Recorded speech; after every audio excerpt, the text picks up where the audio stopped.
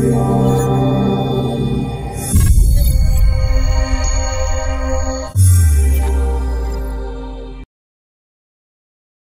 is up, everybody? It is Chris Aiken from the Classic Metal Show at Aftershocks TV. And before we get to this next episode, just wanted to remind you, I have this book out there, Cause and Effect Turbo.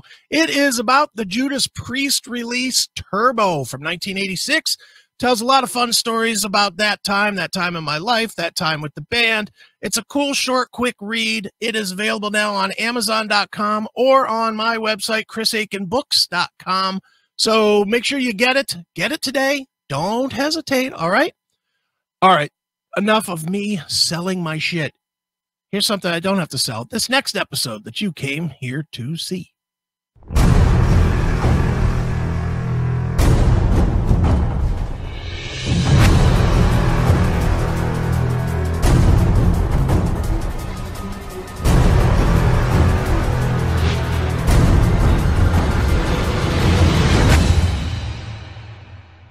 It is your Classic Metal Show right here on the ClassicMetalShow.com. That's Mad Margritt from their 2007 release, Animal, with the title track. And we got the main animal of Mad Margritt with us in the studio there, Chris. Welcome back to the Classic Metal Show there, Ed. What's happening, man? Good to see you guys again.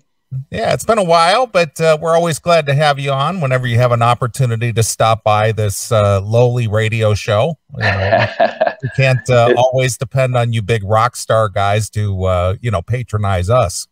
Actually, it's my second time on this year, so this is a record for me. You're going to have to make me an honorary co-host. Well, if you want to step up to the third mic, I'm sure Chris and I would be glad to step aside and let you take over. Yeah. I don't know how good that'll go, but thank you anyway. Well, you're a performer. You're no stranger to entertaining the masses. So this is no different. Yeah. Well, if I have a guitar and I'm singing, that's a little bit easier for me. Talking and definitely having a quick wit isn't my strong point. Neither is mine or Chris's. We just pretend. We pretend. That's right. Awesome.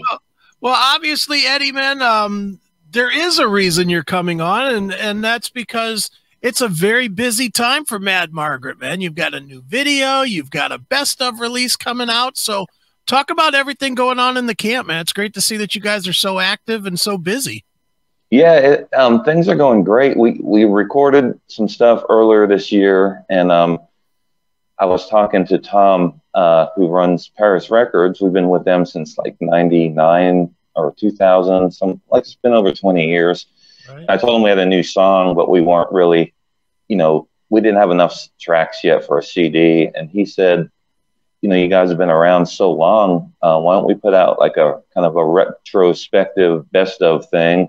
And he asked me if I had any unreleased stuff. So I found a song from like 2005 that I really liked that's never been released. And the TV show that we were on earlier this year, the HGTV Rock the Block show, we actually wrote a song for that episode. So we put that on there too. Very cool, man. So talk a little bit about the song, man.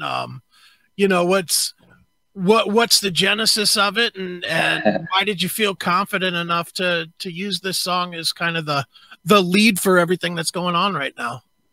Yeah, it's called Thief in the Night. My guitar player came up with it. He has his own studio, so he recorded like a really great sounding demo for me just of the music. I mean, just a demo he made sounded almost good enough to release, like music wise, and so it was real easy to write hearing it like that. I spent maybe an hour on it, and there's nothing real deep lyrically. It's just a rock and roll song, sex and no drugs in it, but sex and rock and roll. Well, I think we may have touched on this subject the last time you were on the show, and I know you were, working up to announcing this, getting your music played on HGTV. But yeah. In this day and age, doesn't it make more sense just to release singles, instead of like whole albums anymore? Because, unfortunately, we live in a weird time where people just, you know, they just want to hear one song, or you could put it out on Spotify or wherever, whatever outlets. And then you could just sort of like release one song every couple, 3 months. And, you know, maybe by the end of maybe 24 months or something like that, you would have a full CD, and then maybe you could release the CD in a physical form if anybody's still interested in buying that. Right. No, I agree 100%. I mean, that's the times we live in. And that was actually the plan for this song. It was just going to be a single, which, you know, we've never done that before. We've never taken that approach of just putting singles out every few months, but that was kind of the plan. But then when Tom started talking to me about the best of thing, I thought it might be a cool idea, just because there are people that really like the hard copies, the CDs and stuff, and looking at the booklets. So, yeah, but you're 100% right. CDs are becoming a thing of the past, and I'm sad about it, but you know, you got to roll with the changes. Right. Well, as you can see behind me, I'm an avid collector myself. So, yeah. So, you know, I got literally thousands of CDs. Chris just likes to crumple them up and break them up and throw them in the trash, but I have no use for them at all. Really? Here's my collection right here. It's on my phone. Nice. What about vinyl? You guys don't I got like the vinyl. I got the turntable and the vinyl and everything going on. I've never given that up. I've always had a turntable. So and I periodically will pick up some collector vinyl now and again. You know, I haven't bought a lot lately, but every now and again, if there's like a special release of something that I want, I will go get it. Right. Yeah. And I have one album. One. Okay. I have a copy of Ride the Lightning that Lars gave me. I saw Metallica at the CMJ festival when they were nobody, and I was a kid. And Lars signed it. It's written on the back of it real big. It says, "Buy our shit, please." And it's signed by Lars. And it's like, yeah, I guess people figured that lesson out, because a lot of people bought their shit. That's for sure. Yeah. Well, that's cool, man. That's awesome. But yeah, I would hang on to that too. Yeah, I can't get rid of that one. But dude, I don't know, man. You know, it's weird, the difference between me and Neeley with the collectability. I would like to collect more stuff, but I just don't. I got real comfortable, as a lot of people did, with having the space. You know, I used to have a wall like Neeley has here, and then I had another wall of cassettes, and you know, and now I have the space, which I needed, and it is a convenience thing. And you know, the sad part about it, I guess, is it doesn't benefit you guys. For a guy like me, it's great. It's great that I can have a million albums on my phone. It's not great for you guys, because the old days of, you know, you put out a product and that helped you guys finance to get to the next one and to the next one and the next year. You know, that kind of goes away, no? Yeah, it does. I mean, I just have come to accept that I'm not going to make money recording songs and putting them out. It's just something that I love doing. So I'm going to continue doing it for that reason. Sure. I'm always curious with the labels that are continuing on, and obviously you're working with the label, and it's great that they're putting out your best of collection here. But what is their incentive? Do they make enough money to keep? Yes, they do. Yeah, I mean, we're on an indie label, so there's not a lot of overhead, like if you're on a major label where they used to pump like all this money into promotion and videos and all that stuff. You know, the overhead's real low. It's just a matter of printing them and getting them out and doing some advertising. So they make money, and we do see money, but it's just nothing really. You know, I'm not going to be buying a new car anytime soon. Right. Well, Eddie, tell us about, you know, what life is like for, you know, a working band in this. I don't know if I can even say this yet, that it's the post-pandemic, or, you know, mid-pandemic, or whatever phase we're in with this current world situation. But what's the environment like for you and your ability to, you know, get out and perform and, you know, actually work? Well, we really, and we've always taken this approach. We've always just been so focused. We don't let anything bother us or stop us or get in the way. So we, you know, we obviously couldn't do anything for a long time, but now that we saw a little window, we just plowed through like a wrecking ball. I mean, we're playing, not the full band, but me personally and my guitar player, we do like 5 to 6 gigs a week. Like tonight, I'm hosting an open jam where I supply all the equipment, the PA, the guitars, the drums, and musicians all over Atlanta come and jam. And I do that at another venue on Wednesdays. Friday and Saturday, we've been, really since May, we've been pretty full, like every Friday, Saturday. And I've been doing Sunday acoustic shows. I've been fortunate. It could end tomorrow and I could have no work, but we've just been really busy lately. And that's all I do is music. So I'm glad I'm able to keep things going right now. Sure. Well, at least you live in those southern states where they're not so concerned about lockdowns and right. stealing your liberties and your freedoms, much like these blue northern states. Yeah, it's different. We've done no road work in 2 years, which I kind of miss, but we're just going to stay put until things get a little bit better. And sure. Yeah. Right. How are the crowds?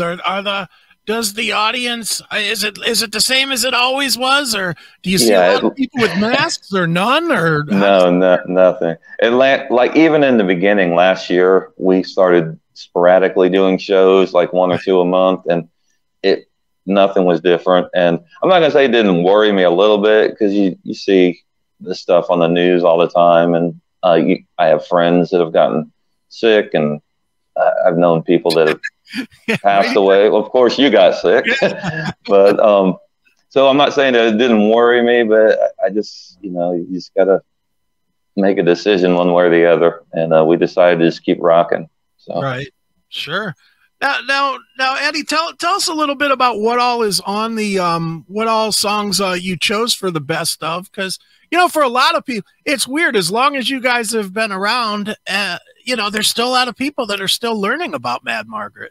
Yeah, well, we've always just been underground. We haven't been on a major label, and the genre of music we play, went out of style in 91 or 92. So it's that's another thing we just had to choose to accept, that, if we stick with this, we're always going to be kind of underground and having to fight to get people to notice us and learn about who we are. So, but that's okay. But as far as the CD, the best of, what I did is I went back to every CD and I just took 2 or 3 songs that I really liked from the CDs. And I decided, normally with like a best of CD, what they do is they chronologically start with the early stuff, and then you work your way up to the current stuff. I did it backwards. Okay. Just because, being an indie band, the stuff we recorded back in the 90s, the quality was really bad and didn't sound. So I didn't want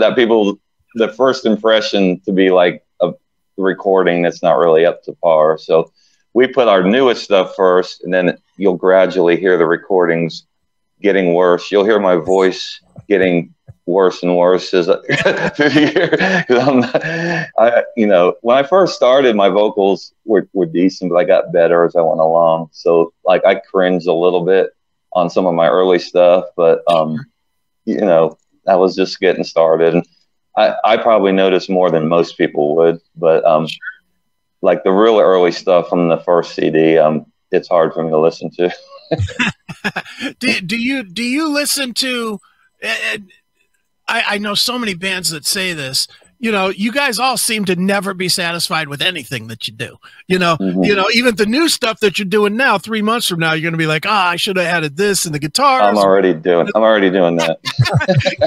So how frustrating or fun, I guess, it might be fun, is it when, especially when you listen back to the old stuff, when you were making these decisions with a lot more of a critical ear, trying to decide, well, this song or that song? Because I got to imagine, especially when you get to the older stuff that you probably haven't really bore down and listened to in 15 years or so. Yeah. You listen to it now and you're just like, this sucks. Why'd we even put it on here?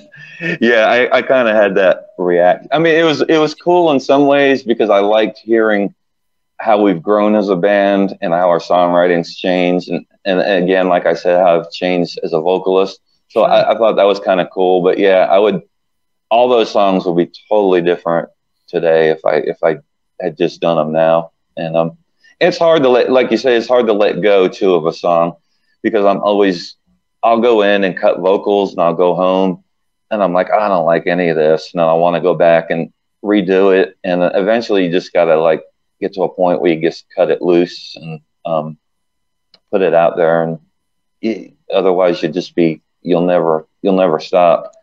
And a funny story I heard too, I was working with an engineer here in Atlanta who, his name's Rodney Mills, and he used to work with Journey and 38 Special and stuff like that. And he told me Steve Perry, as good as a singer as he is, would go in, record, work on a song all day and come back the next day and say, oh, it sucked. Let's do it again. And so that makes me feel better. If he's doing that, that makes me feel better. Sure. Yeah, I've known a lot of musicians over time, and that's a pretty common thing, I mean, even Chris and I doing what we do here on the radio. I mean, if we've done things in the past where we've done like pre-records or whatever the case may be, we were even that wasn't very good, Right. So that kind of a thing. But so when you do some kind of a thing of a artistic craft of some kind, you're never satisfied. No, it's no different than guys who work on their cars all the time. They always got I put that that new exhaust system on there, but I'd rather have this one instead, or whatever the case may be. But since you're releasing this retrospective greatest hits, whatever you want to call it, how many of the original band members are still with you after all this year? Oh God. Or are you just the lone standout? I'm the sole survivor.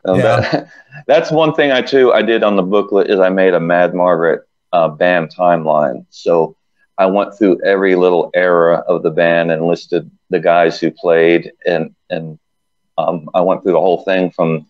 We actually started, even though our first CD was 99, we started in 1990. So I went through the whole thing, and I thought it was kind of cool because I'm still friends with a lot of those guys. So it was kind of like paying tribute to all the different eras of the band and everything. It's hard to keep 4 guys focused on the same thing, especially if you're not Motley Crue and you have all this money coming in.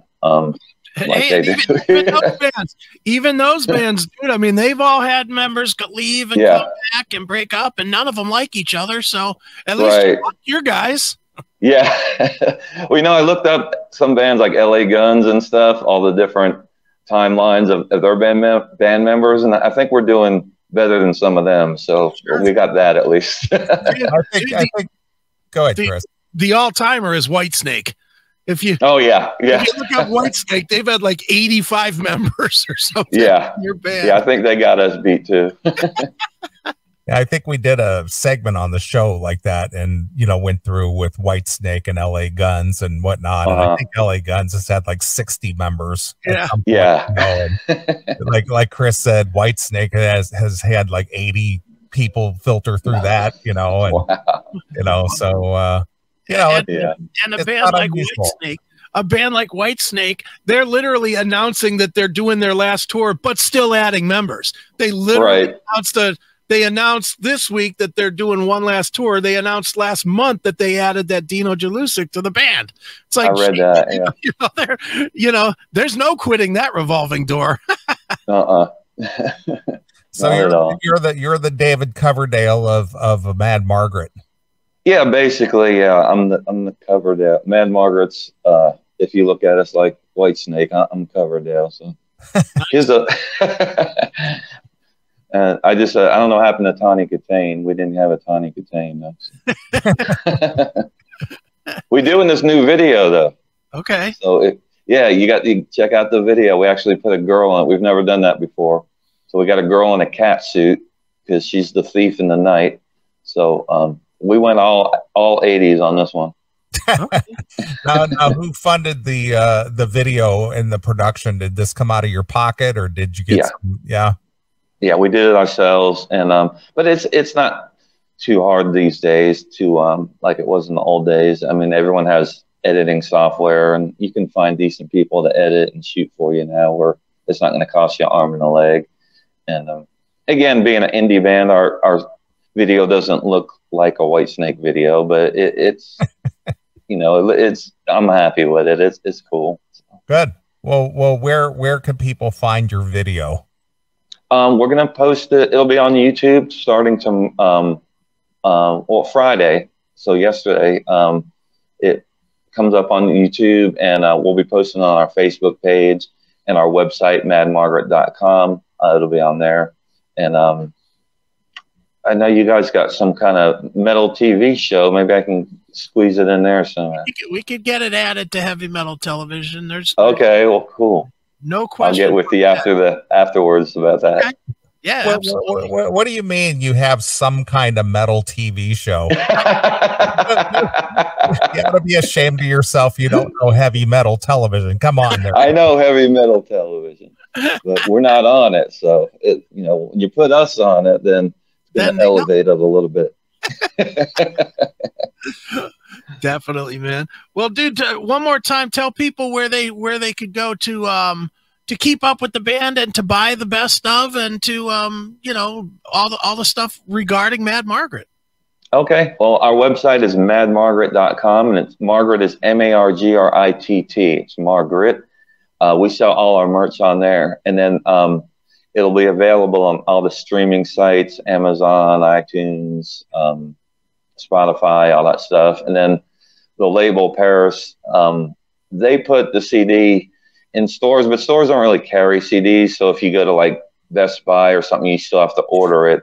You know, especially a band at our levels, they're not going to stock our CD. They probably have 10 total, so I can't see them putting us on their shelves. But you can still go to like Best Buy and all those places, and Barnes and Noble, and order it off the site. Okay, and we get more money if you get it directly from us. So go to madmargritt.com. And you'll have them at your gigs, right? Yes, we sell them at our shows. Okay. I've actually got my phone propped up on the case that I sell my CDs right now. So my CDs are right below my phone. Nice. Perfect. All right, Eddie. Well, we appreciate you stopping by again, and you know, keeping us up to date with what's going on with yourself as well as Mad Margritt. And congratulations on the getting, you know, for an indie band, getting your music played on I guess you would call it a major TV show. I know a lot of people who do watch that HGTV. Not one of my favorite, but you know, I know a lot of people do watch it though. Yeah. It was really cool. Yeah.